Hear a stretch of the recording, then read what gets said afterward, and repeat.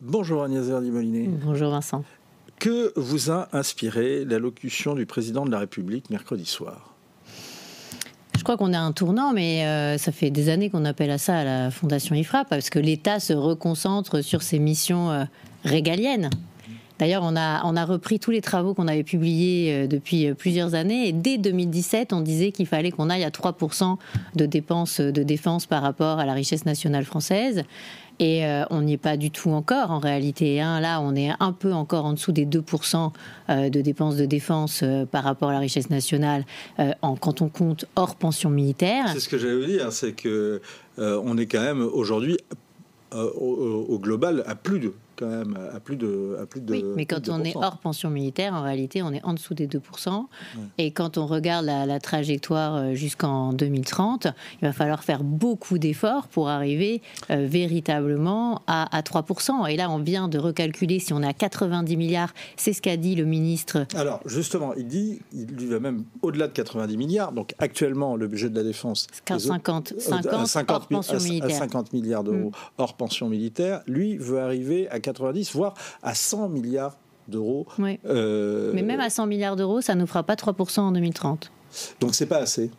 C'est pas assez, mais le problème, on le connaît tous. Alors, vous allez me dire, le problème, c'est comment on finance. C'est ça.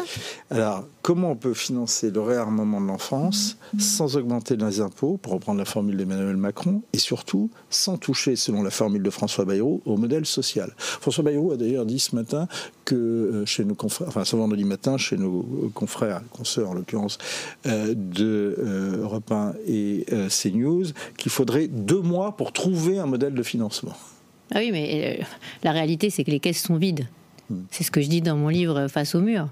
On est dans un niveau de dette à 3 300 milliards de dettes, avec des coûts de la dette annuelle qui deviennent insupportables. Vous avez vu d'ailleurs, je pense, sur les marchés, que le taux de la France à 10 ans a augmenté énormément. Là, on était à 3,53 hier, je ne sais pas combien. Ce que vous expliquez, qui est très intéressant dans votre livre, c'est que certes, les débiteurs nous font, enfin, les gens qui nous font crédit nous font confiance, mais ils ne nous font plus tellement confiance à long terme, ils nous font confiance à court terme. Oui, mais c'est ce que dit déjà l'agence de notation qui nous a mis en perspective négative, S&P, qui dit il n'y a pas de consensus en fait sur la réduction du déficit en France. C'est-à-dire que quand S&P dit il n'y a pas de consensus, c'est on n'est pas d'accord en fait sur la réduction du déficit. C'est ça que perçoivent en tout cas bien sûr. Les agences de notation. Mais d'ailleurs, on a déjà eu l'occasion d'en parler. En 2025, il n'y a pas 30 milliards d'euros d'économie. Il y a 3 milliards d'euros de vraie économie et il y a 27 milliards de hausse d'impôts. Donc quand le président de la République dit qu'on va réarmer la défense sans augmenter les impôts, ça veut dire qu'il faut faire des économies. Donc le plan que je propose dans mon livre de 110 milliards d'économies à l'horizon 2029, il est encore plus urgent. Ouais. Et quand le Premier ministre dit que ce sera sans toucher le modèle social, mais en réalité, c'est pas vrai. Voilà, c'est la question. Moi, j'ai vu les 110 milliards d'euros d'économie. On peut peut-être détailler même ce que vous préconisez. J'invite en tous les cas les téléspectateurs et téléspectatrices et les internautes à lire votre livre parce qu'il est vraiment très très intéressant. Merci. Sur ce plan-là. Non, mais il est très didactique. On est d'accord, on n'est pas d'accord, mais enfin en tous les cas, c'est clair et il y a des choses concrètes à l'intérieur. Mais est-ce que le problème finalement n'est pas réglé avant de s'être à peine posé? Est-ce qu'il est Comment peut-on faire 110 milliards d'euros d'économie alors qu'il va falloir remettre de l'argent pour faire arriver à 100 milliards d'euros au moins, si je vous suis en plus, au moins 100 milliards d'euros par an pour la défense. Et en fait, on avait un modèle qui était régalien avec du social, mais pas trop de social. Ça, c'était dans les années 60. On était à 5% de dépenses de défense par rapport à la richesse nationale dans les années 60. Et à peu près 16%. Et à peu près 14% de dépenses de protection sociale. Maintenant, on est à plus de 31% de la richesse nationale en dépenses de protection sociale et on rame pour aller à 2% de dépenses de défense. Donc dire qu'on ne va pas toucher au modèle social pour se reconcentrer sur un État régalien. Parce qu'en fait, qu'est-ce qui s'est passé dans ce laps de temps depuis les années 60 ? L'État Mama s'est développé au détriment de l'État Papa. C'est ce que vous allez me dire, c'est-à-dire que l'État social s'est développé au détriment de l'État régalien. C'est la sécurité sociale qui est devenue quasiment notre corpus constitutionnel. C'est-à-dire que finalement, aujourd'hui, nous sommes plus dans une sécurité sociale que dans un État presque. Puisque vous savez bien que les dépenses sociales, de protection sociale, c'est 850 milliards, c'est beaucoup plus que les dépenses de l'État. Bon, et tout ça est très imbriqué. Mais maintenant, il faut dire les choses. Notre modèle, il n'est pas social, il est devenu antisocial. C'est ce que j'explique dans le livre. Il ne nous amène pas plus finalement de prospérité, plus de richesse par habitant, il nous en apporte moins. Je voudrais qu'on écoute Nicolas Dufour, qui est le président directeur général de Banque Publique d'Investissement BPI France, et qui était l'invité de nos confrères de France Culture, et qui a tenu ces propos qui, bien évidemment, font polémique, et en tout cas font réagir. Justement, je voulais avoir votre réaction. On l'écoute. On peut plus tout se payer. C'est-à-dire qu'on peut plus se payer l'État-providence le plus généreux d'Europe, voire du monde, et en même temps réarmer dans une perspective de confrontation de type guerre froide. Alors ça vous l'avez dit, mais alors on coupe où ?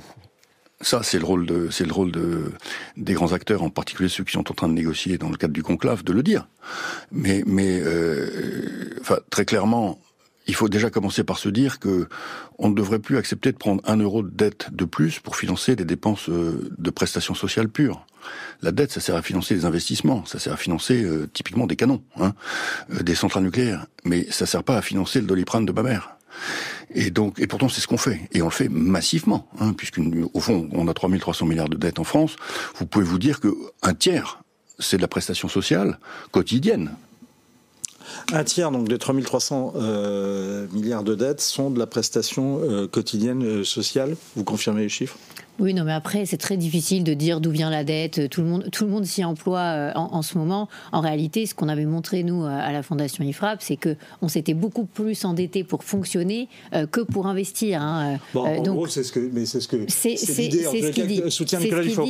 Et d'ailleurs, on avait calculé que si on ne s'était pas endetté pour fonctionner, et notamment sur le social, etc., on aurait le même niveau de dette que les Allemands. Donc, le vrai problème, il est là. C'est pas la dette d'investissement qui est un problème. Justement, lui, il dit, si on veut... Alors, en filigrane, on a bien compris, en gros, il faut faire moins dans le social et plus dans l'État et plus dans le régalien. Mais il dit quelque chose de très juste. C'est d'ailleurs la deuxième proposition de mon livre. Je fais 50 propositions. C'est vous qui lui avez soufflé. Non, mais vous savez, les bonnes idées, heureusement, on les partage. Rendre obligatoire une règle publique d'équilibre des comptes sociaux. Mais c'est absolument nécessaire. S'endetter pour la maladie, s'endetter pour les retraites, s'endetter pour le chômage, s'endetter pour verser des aides sociales de type RSA, etc., c'est une catastrophe pour la France. Donc, ce que vous dites, c'est que... Alors, là où il y a un point d'accord, c'est que il faut... Alors, je veux juste vérifier ça. Est-ce que vous êtes d'accord avec lui sur le fait que, il va falloir financer cet effort de défense, finalement, par la dette ? Alors, en réalité, toutes les idées sont ouvertes aujourd'hui. Vous avez vu cette idée de livret A, défense, etc. On va y revenir, etc. justement. Ouais. Peut-être on en parlera. Mais évidemment, le problème, c'est qu'on va s'endetter plus. Alors nous, on a fait des calculs, déjà, on est en train de... Donc on va s'endetter plus. Alors, on risque d'aggraver le déficit public à l'horizon 2029 ou 2030 de 0,3 points, 0,5 points de PIB. Ça veut dire on quoi ? peut se le permettre, ça, aujourd'hui ? Mais non, en réalité. Ouais, non, ça. Parce que la Cour des comptes a déjà dit que dans une projection plutôt sympa de la situation en 2030, on serait à 120% de dette par rapport au PIB, et dans un scénario qui est un peu plus noir, on serait à 130% de dette par rapport au PIB, et c'était avant le sujet de s'endetter encore plus pour la défense. Donc ça demande qu'on fasse... Il faut réorganiser la dette, c'est ce que vous êtes en train de me dire. Non, c'est pas réorganiser la dette, le sujet c'est baisser la dépense, notamment, il a parlé du conclave Nicolas Dufour, donc je pense qu'il pense à la question de l'âge de la retraite. Ouais. À un moment, il faut dire que ce conclave qui est en train de se poser la question de comment on fait pour retourner à 62 ans, en fait, c'est pas ça la question du conclave. C'est comment on fait pour aller à 66 ans. Et c'est ce que je dis d'ailleurs dans mon livre. La proposition est très claire. C'est 66 ans en 2033. C'est même plutôt finalement très raisonnable par rapport à ce qui se passe dans les pays aux alentours, puisque les autres pays autour de nous, ils sont plutôt déjà à 66 ou à 67 ans, déjà aujourd'hui. Vous ne pensez pas que le discours d'Emmanuel Macron, qui n'annonce pas de mesures, en fait, c'est ça qui a beaucoup frappé dans l'allocution d'Emmanuel Macron ce mercredi, est-ce que c'était pas une préparation des esprits, a dit, dans le but de dire, on ne reviendra pas sur la réforme des retraites? Alors, peut-être, mais ce que je trouve dommage, c'est que la plupart des présidents de la République, et Emmanuel Macron ne fait pas exception, ont du mal à dire quelles économies il faut faire. À chaque fois, ils disent on va économiser, mais quand on regarde dans le détail, il n'y a jamais de proposition claire. Et là, Nicolas Dufour qui est un peu pareil, quand on lui dit mais où est-ce qu'il faut économiser ? Il dit mais finalement ça c'est aux partenaires sociaux de dire où il faut économiser. Personne n'a le courage de dire là où il faut tailler, c'est ça que vous êtes en train de dire. À un moment il faut dire les choses, on a des doublons partout. Et est-ce que vous êtes en train de me dire que finalement, à tout prendre, on aurait plus le courage de dire qu'il faut des impôts supplémentaires plutôt que de dire qu'il faut faire des économies? C'est du courage de dire qu'il faut imposer toujours plus les entreprises et ceux qui gagnent plus que 3 500 € par mois. C'est du courage, ça ? Non, c'est pas du courage. C'est juste de la facilité. Et c'est ce qu'on fait depuis combien d'années ? Oui, mais on l'assume plus ou moins quand on le fait. On l'assume plus ou moins. Il faut une forme de. Mais vous avez déjà. Faut une forme de courage dans un certain sens. Vous avez entendu même la si plupart c'est pour prendre une mesure. La plupart des forces politiques qui disent qu'il faut aggraver l'impôt. Déjà, ils sont déjà en train de le proposer. Mais alors qu'en réalité, on est déjà le pays le plus imposé. Et que ce qu'on va voir d'ailleurs sur les nouvelles taxes 2025, c'est que ça ne rentrera pas dans les caisses comme c'est envisagé. Donc, de toute façon, quelle que soit la modalité de financement de ces dépenses de défense supplémentaires, on risque effectivement d'augmenter la dette et d'augmenter la charge de la dette. Je vous rappelle qu'elle galope en ce moment en termes de coûts annuels, et que plus ça... vous savez, ce chiffre vous dites, parce qu'autrefois, le premier poste de l'État, le premier budget de l'État, c'était la défense. Maintenant, ça a été c'est l'éducation et la dette. Vous savez, là on se dit comment on va faire pour arriver à 100 milliards de dépenses de défense. Mais on va bientôt dépenser, dans les années qui viennent, en 29-30, on va dépenser 100 milliards de coûts d'intérêt de la dette. Vous voyez, c'est peut-être ça la crise de 29. Non, mais c'est peut-être ça le sujet à un moment qu'il faut se poser. Et moi, dans le livre, je détaille toutes les mesures d'économie qu'il faut prendre, et c'est pas quelque chose d'extraordinaire. C'est ce qu'ont fait les autres pays quand ils étaient confrontés à des problèmes de finances publiques. Alors, juste, arrêtons-nous là un instant. Comment d'autres pays ont fait quelque chose que nous n'arrivons pas à faire? Nous n'avons pas soit le courage, soit la volonté, soit le réflexe de faire. Alors, on a repris toutes les évolutions de dépenses publiques sur les différents pays européens, et on s'est rendu compte que beaucoup de nos voisins européens, à un moment ou à un autre, dans leur histoire proche, avaient baissé en valeur la totalité de leurs dépenses publiques. D'accord. Comment ils ont géré ça auprès de leur opinion publique? C'est ça la question. Eh bien, ils ont expliqué qu'à un moment, c'était soit ils augmentaient les impôts, soit... ça, vous pouvez l'expliquer en France, Agnès Verdier-Molinier, il y a une partie de l'opinion publique qui ne voudra pas l'entendre. Alors là, je ne suis pas tout à fait d'accord avec vous.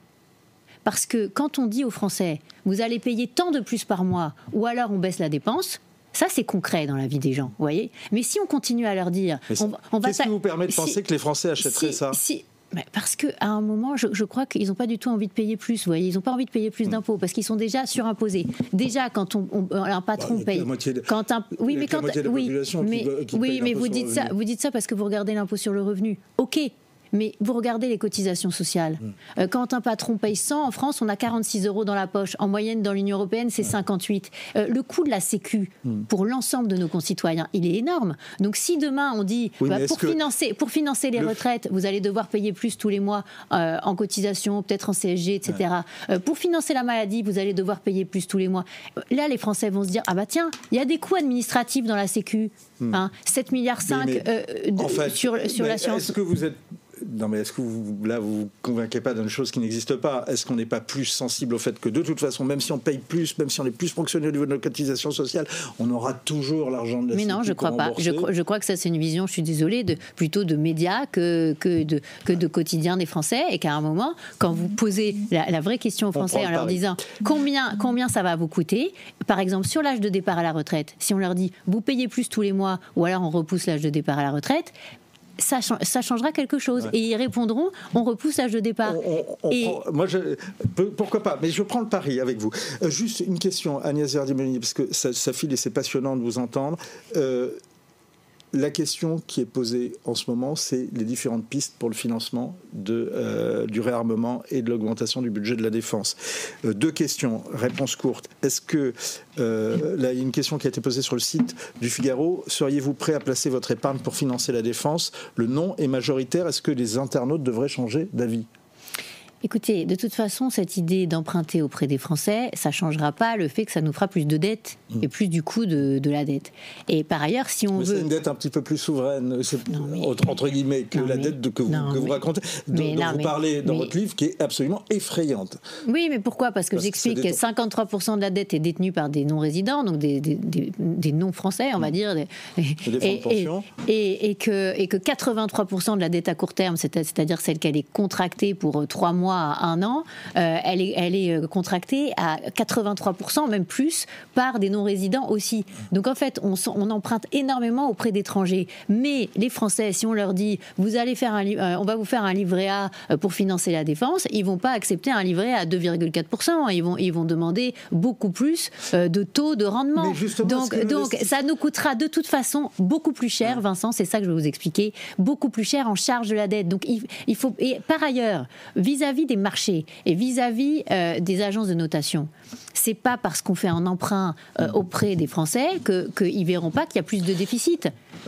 Est-ce qu'on n'a pas péché à droite et aussi à gauche par sophisme et manque de vision, sinon de courage, en réduisant sous Sarkozy, Hollande et Macron, on se rappelle d'ailleurs de la démission du général de Villiers, le budget de la défense au nom de la réduction de la dette et des déficits? Ça a toujours été le problème français. C'est que quand il faut faire des économies, au lieu d'aller voir les services de communication qui doublonnent dans les régions, les départements et les communes, se poser la question On a taillé dans les régiments. Mais non, mais mais pourquoi? C'est plus facile. Hein?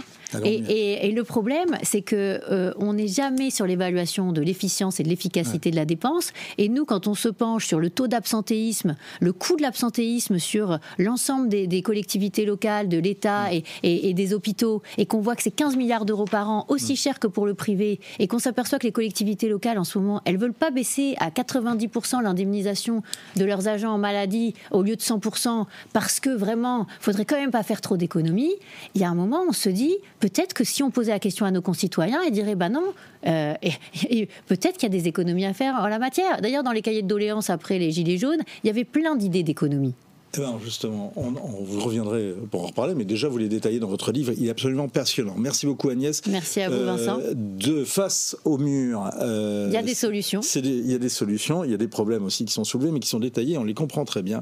C'est passionnant, c'est des chapitres... Notre modèle social n'est pas un modèle. Vous avez le pitch en direct, des chapitres clairs et courts, percutants. Pourquoi la France risque le FMI, ça c'est très intéressant. Et oui, on n'en a pas assez parlé. Et des mesures étayées pour réduire la dette et relancer l'économie. Je suis obligé d'interrompre Agnès Verdier-Molinier, mais vous continuez dans le livre aux éditions de l'Observatoire. Il y a un passage très intéressant. Ne rebondissez pas, parce que justement, ça va être le prochain thème sur le coup faramineux et inquiétant de la politique de la ville, de l'insécurité et aussi sur celui de l'immigration. Et merci beaucoup Agnès.